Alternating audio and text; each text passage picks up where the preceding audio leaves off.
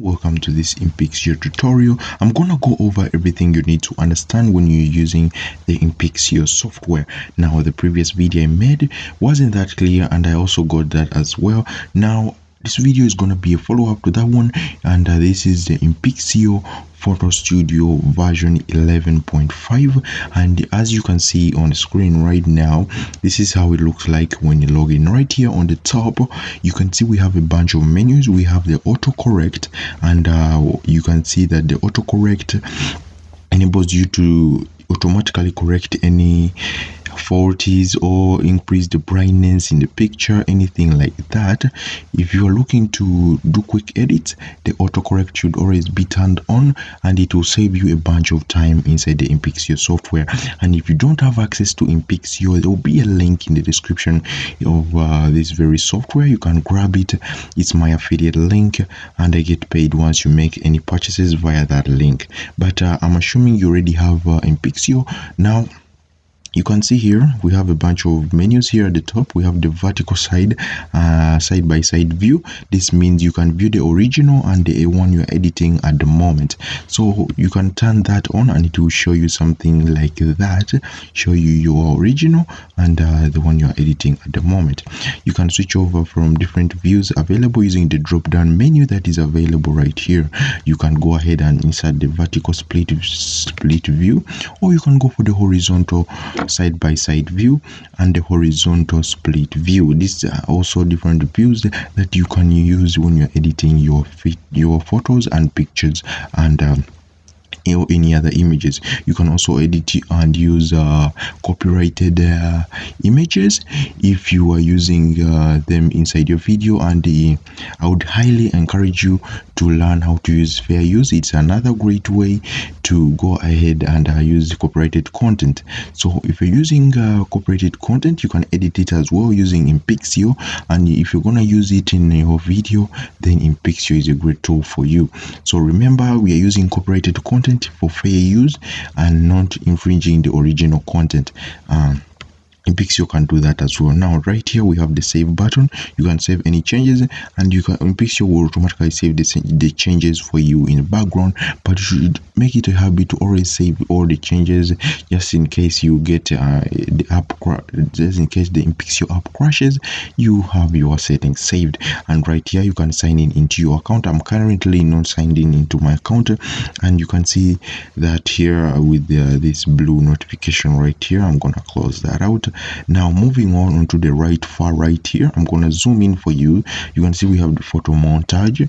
So what the photo montage basically does, it's something very simple. You can add different layers, or you can add different images, add different elements to your image. So they have a bunch of images and layers you can add to your photo to make it look more appealing, and it's something that Photoshop does as well, better than this, but this is a good one if you're just getting started.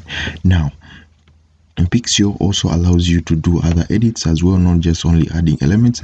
And let's say you are editing this image right here. I got this image from Pixabay, and you can get free images from Pixabay. I'm going to leave a link to an article that will list all the websites where you can get such stock free images in the description as well.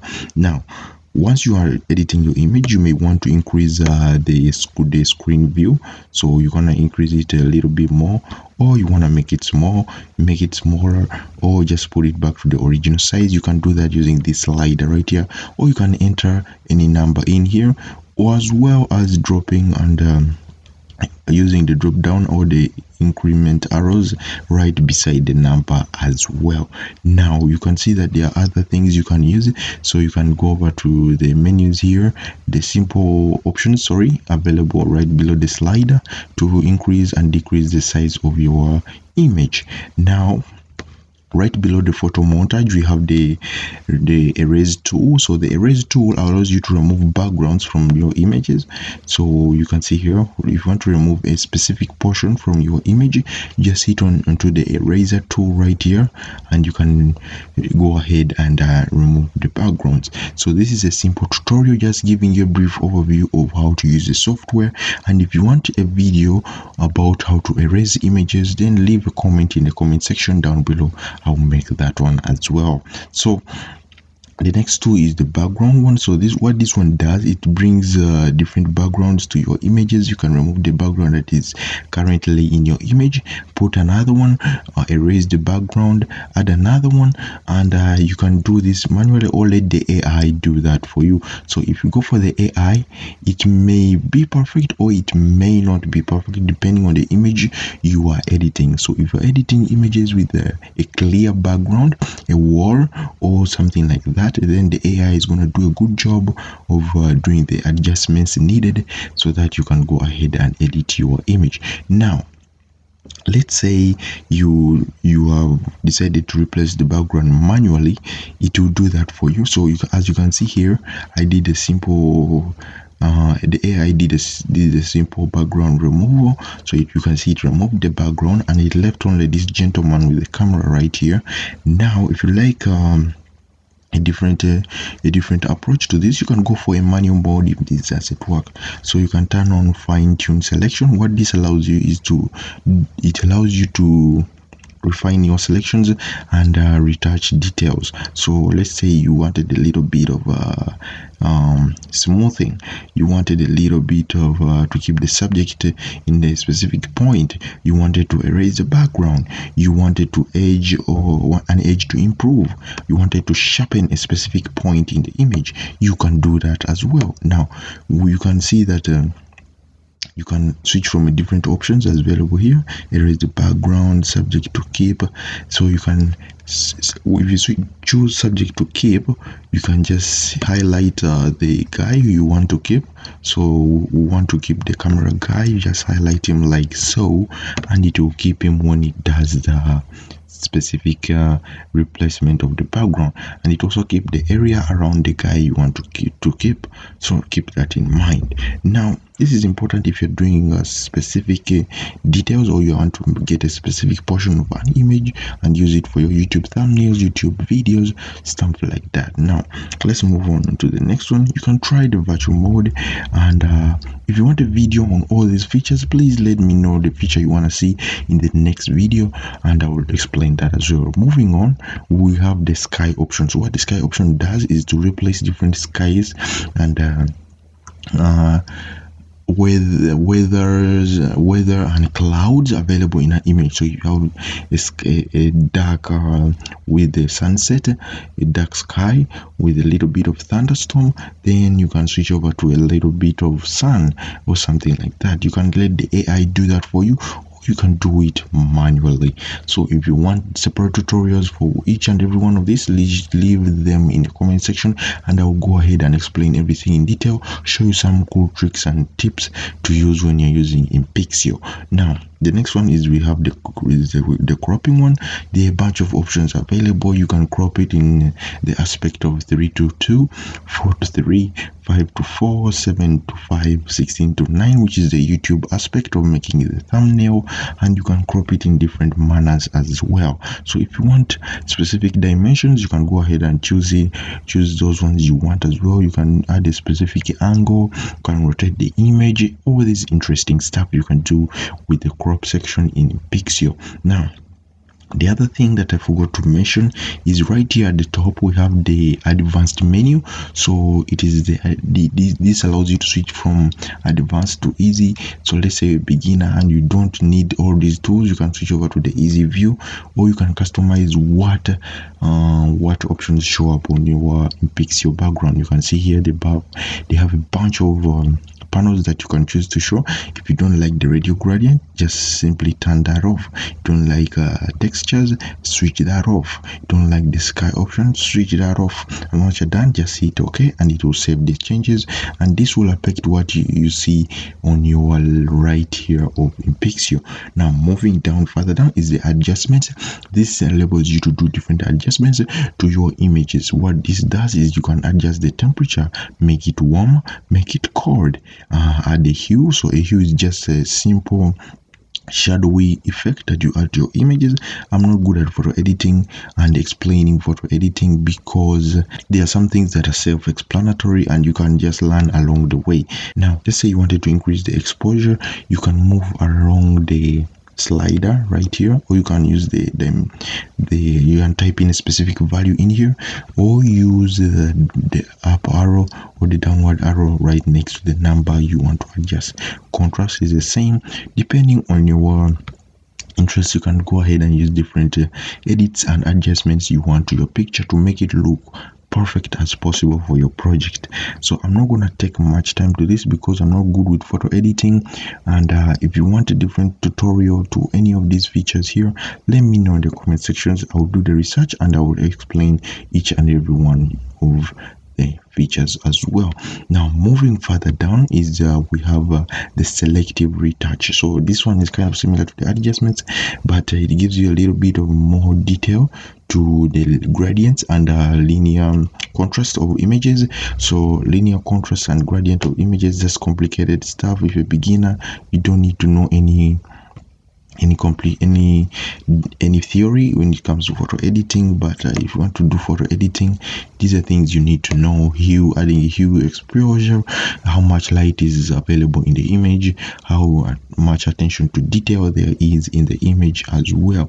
Now let's say you wanted to add specific highlights to a specific section of the image, so you can go ahead and do that.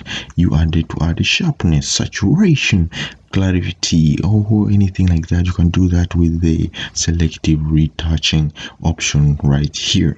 Now the next option further down is the correction tool, as I may refer to it. It is the correction tool, and this allows you to correct any redness in eyes. So if the image has red eyes and you want to make the eyes black, you can do that in here. If you want a separate tutorial on that, let me know in the comment section as well. Now depending on the price on the Inpixio Photo Studio version you have, the features may look kind of different, but you can access them in the latest version of Inpixio Photo Studio, and they have a Black Friday sale available as well, so be sure to check that out in the link in the description. Now moving further down is the effects.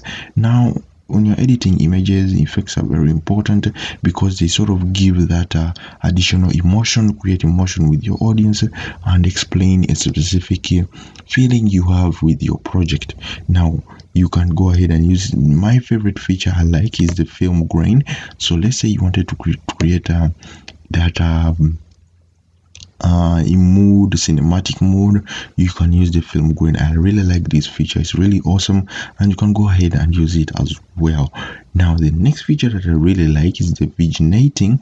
So what viginating does is that it sort of creates levels of shadows and corners or around the image. So it's like creating light at a specific point of an image. This is really an important tool when you are editing copyrighted content and you're going to use it for fair use on YouTube. You can use the viginating tool to highlight a specific portion of an image or a specific piece of artwork and explain what you or get your message across. So that's a very important tool if you're looking to do that stuff. Now the other thing that I really liked about Inpixio is that they give you different atmospheres available and styles. So let's say you wanted to go with a calm and something that's really cool and cold, create a cold image.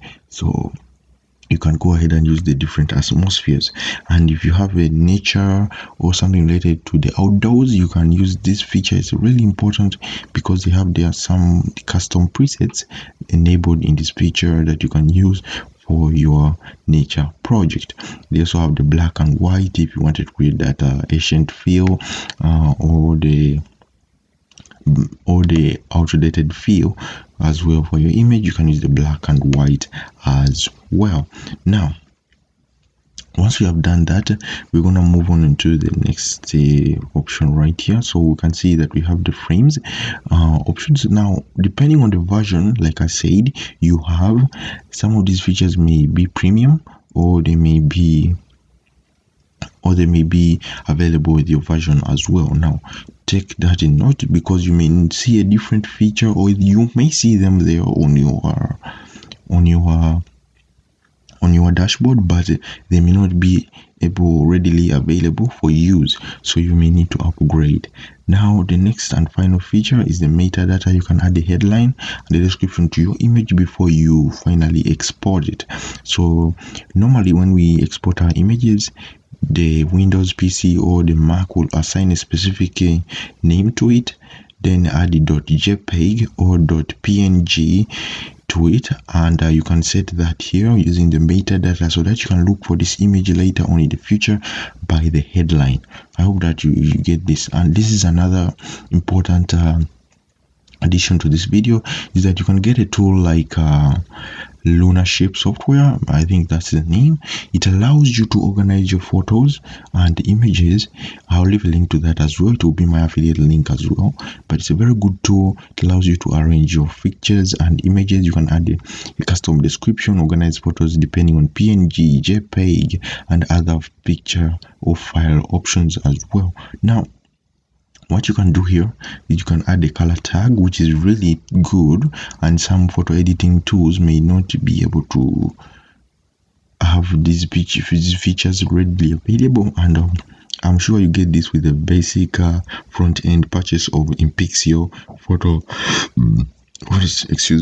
Studio 11, and you can get that as well. Now finally, the last and final final feature you get is the presets. So presets are important. Just like in Photoshop, they have a bunch of presets you can download online, import them into Photoshop, and they make your editing work much better. And like I said, if you're looking to do anything related to using copyrighted content and you're going to be using that in a YouTube video, Inpixio is a good tool because it allows you to make some changes to the original piece of content that doesn't affect the original content in a bad way, but it allows you to go ahead and use that content by adding or your own twist to it and something like that. There are many videos that explain fair use. You can watch them online, but that is something that you should know if you're using copyrighted content. Now that's gonna do it for this video, and if you want me to go ahead and explain any specific section in Inpixio, leave a comment down below and I'll make a video as quickly as possible answering any of your questions. Take care. This has been Josh. Be sure to subscribe and leave a like, share with your friends who are also using Inpixio, and I'll see you in the next video.